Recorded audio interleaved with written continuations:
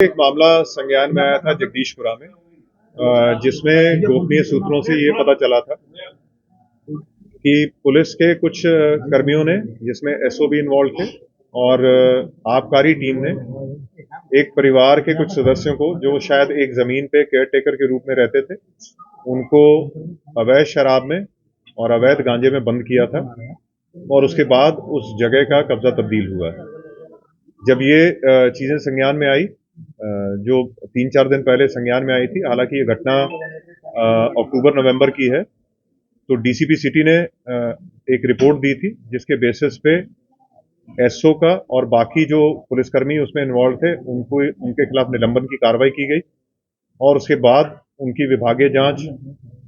ASP Hariparvat को दी गई और उसके साथ साथ ये पता किया गया कि इस पूरे प्रकरण में कौन वादियां हैं। वादिया को बुला के जो उन्होंने तहरीर दी, उस तहरीर के बेसिस पे कुछ पुलिसकर्मियों के खिलाफ और प्राइवेट लोगों के खिलाफ मुकदमा दायर किया गया और जो परिवार वहां पे रहता था, जिसको वहां से हटाया गया था, उस परिवार को पुनः वहां पे विस्थापित किया गया है और उसके अलावा जो भी उसमें लीगल प्रक्रिया करनी है,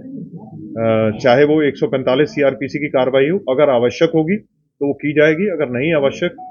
तो अन्यथा उस परिवार को वहां पे दोबारा से विस्थापित करवाया गया पुलिस के द्वारा। और जो भी इसमें पुलिसकर्मी इन्वॉल्व हैं या आबकारी विभाग के लोग इन्वॉल्व हैं, उनके खिलाफ विभागीय जांच करके उनकी जो भी उचित कार्रवाई, उनके खिलाफ सख्त से सख्त कार्रवाई है वो की जाएगी। और जो मुकदमा कायम हुआ और जो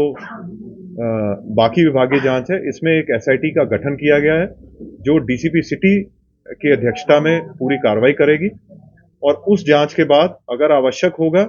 और भी कोई मुकदमे कायम होने की आवश्यकता होगी तो वो मुकदमे भी कायम किए जाएंगे, चाहे वो उस टीम के खिलाफ हो जिन्होंने अवैध गांजा बरामद किया या उस टीम के खिलाफ हो जिन्होंने वहां से अवैध शराब बरामद की। पहले उसमें जांच होगी और जांच होने के बाद अगर ये पाया जाता है कि ये सारी जो कार्रवाई थी ये गलत कार्रवाई थी, तो वहां मुकदमा भी कायम होगा और भी जो कार्रवाइयां होनी होगी उनके खिलाफ कार्रवाई की जाएंगी। इसके अलावा इसमें जो भी विवेचक हैं उनकी क्या रोल रहा, क्या भूमिका रही, उसकी भी जांच की जाएगी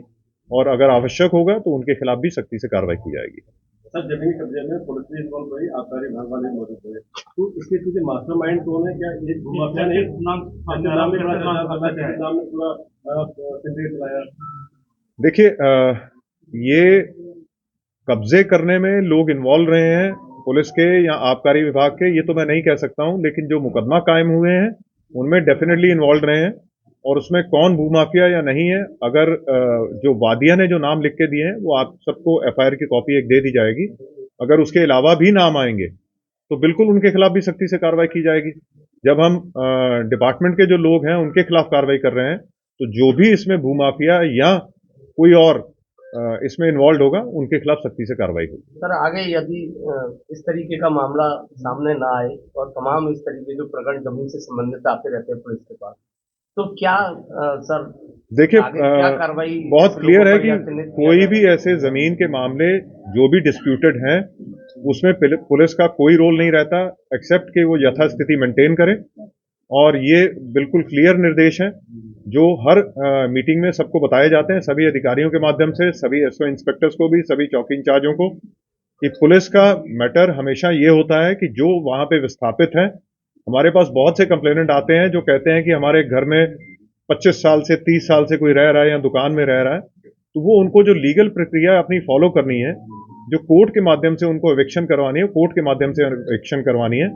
पुलिस कोई ऐसा माध्यम नहीं है जिससे कोई किसी को एविक्ट करवा दे, चाहे कोई मामला कितना भी डिस्प्यूटेड हो, कितना भी कोई उसमें किसी को प्रॉब्लम हो, लेकिन उसका तरीका वही है कि उनको कोर्ट को अप्रोच करना होगा। कोर्ट अगर कोई ऑर्डर करती है तो उसके बाद ही पुलिस एक्ट कर सकती है, अदरवाइज पुलिस को यथास्थिति हमें हर हालत में मेंटेन करनी है। ये सर, इसमें एक दूसरा पक्ष था नैनीचंद जैन जिसका नाम चल रहा है, उसके खिलाफ भी कोई कार्रवाई हुई है? देखिए, जो भी इसमें इन्वॉल्व होगा, अगर जो आप नाम ले रहे हैं अगर उनके द्वारा ये किया गया तो वो क्लियर हो जाएगा इन्वेस्टिगेशन में, उन सब के खिलाफ कार्रवाई होगी जो भी इसमें इन्वॉल्व होगा इसको खाली करवाने या कब्जा तब्दील करवाने में। ठीक है।